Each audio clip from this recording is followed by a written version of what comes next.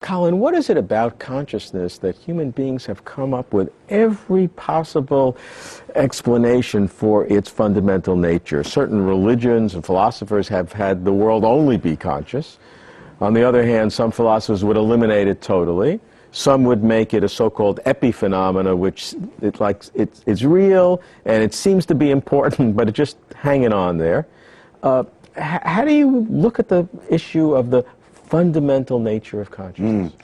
It is one of the deepest problems in philosophy and increasingly in science, because there's always been the question, what's the most basic thing in the universe? Is it the mind, or is it things outside the mind? Sometimes it's God's mind, but let's not think about that at the moment. So idealism is the view that the reality is through and through mental, and what we think of as material things are just configurations of that spiritual, mental realm. And then at the other extreme, there's the idea there's only the material world, and consciousness is just an illusion. There's no such thing as consciousness to begin with. And then there are positions at every stage between those two extremes. So panpsychism is the view that consciousness is an ingredient of every entity in the world, including elementary particles, though it doesn't exhaust their nature. So an elementary particle will have some non-conscious properties, like spin or mass, as well as some conscious properties, like having a feeling of some sort, a very extraordinary view, of course. And then you've got views that say that consciousness and matter are equal ontological entities. This is more like Descartes' view. Neither is more fundamental than the other. They both are created independently. We don't know how, perhaps, but they're created independently, but they're equal in ontological status. Then you've got the idea that consciousness is real, but it depends completely on the material world, particularly on the body and on the brain.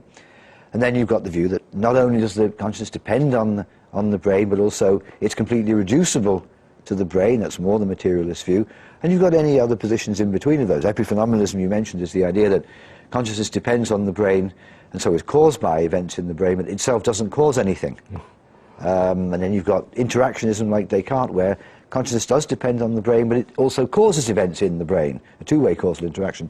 So you've got a vast variety of different positions, and the great difficulty is that all these positions seem defensible from its own point of view. You can give arguments for all of them, which is why great thinkers have subscribed to almost all these positions.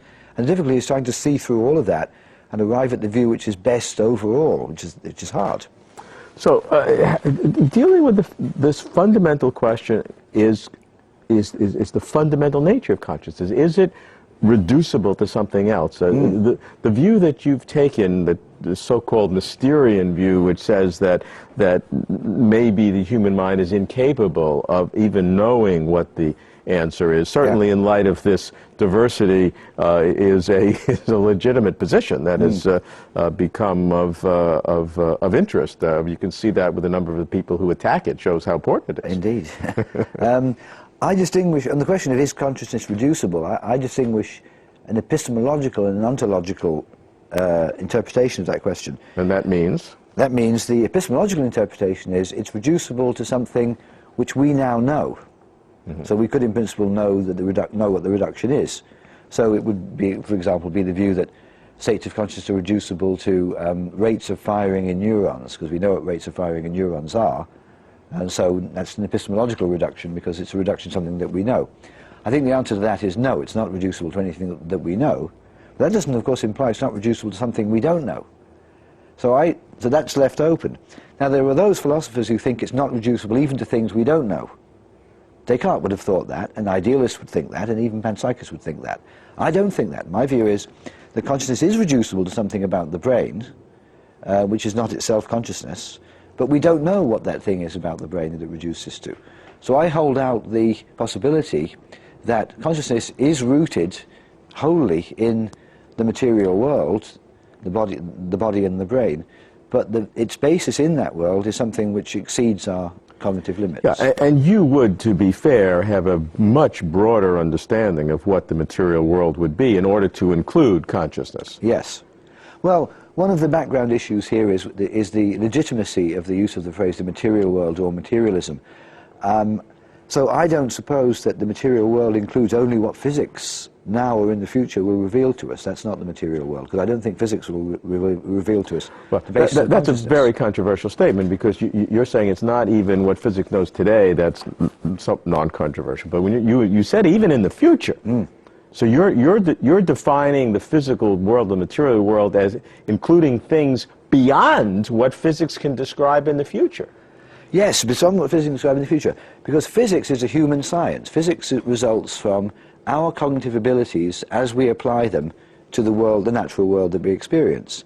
Now, we've come very far in that, and let's take astronomy as part of physics, just to bear that in mind. We've come remarkably far in understanding those things.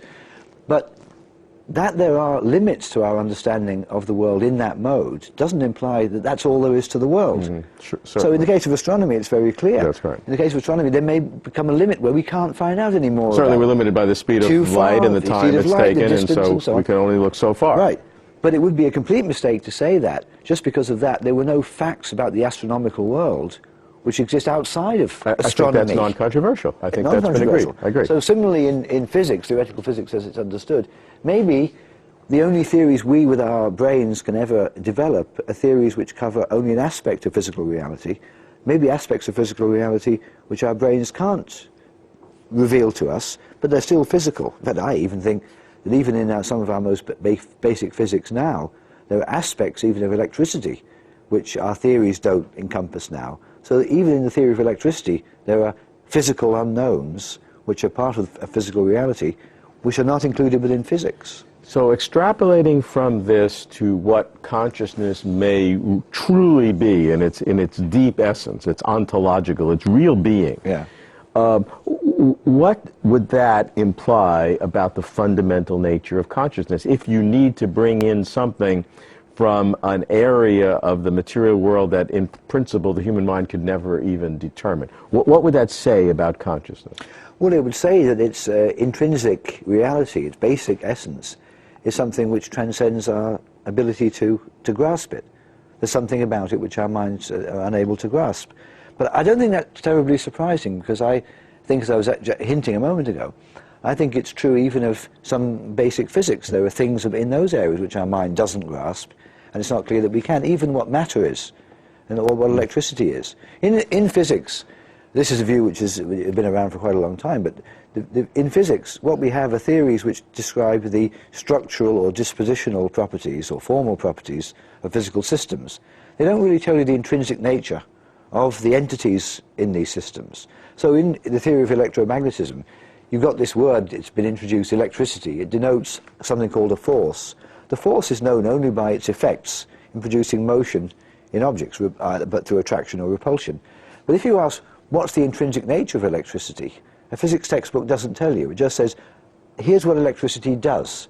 It acts across these distances, these are the laws that govern it. If you want to know, but what is it? Physics book doesn't tell you. So if physics can get by with these mysteries, these areas in which there's ignorance of the nature of things, it shouldn't be all that surprising that consciousness itself is something in its nature mysterious. Would that make consciousness something that's fundamental to the world, as something that, in essence, you couldn't have a world without it? Or is it something that has accidentally come into it as a byproduct of other things? Yeah. Can we? Well, since, according to me, we're so ignorant of consciousness, it's hard to answer a question like that. But I think we can reasonably believe that consciousness is not a fundamental aspect of the world. So it could have been that after the Big Bang, you've got all the particles there, and the forces are in operation, the physical laws obtain, but no consciousness ever evolved. And there was no consciousness then, and there was no consciousness later. That seems to be a conceivable world.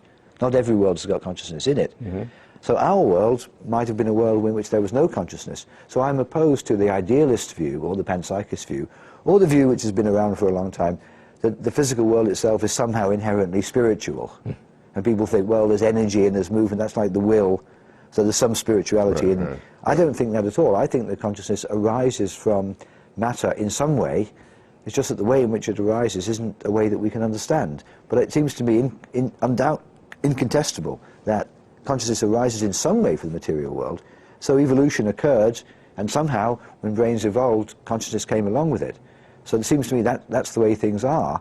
And on that view, of course, consciousness is not a fundamental aspect of the world.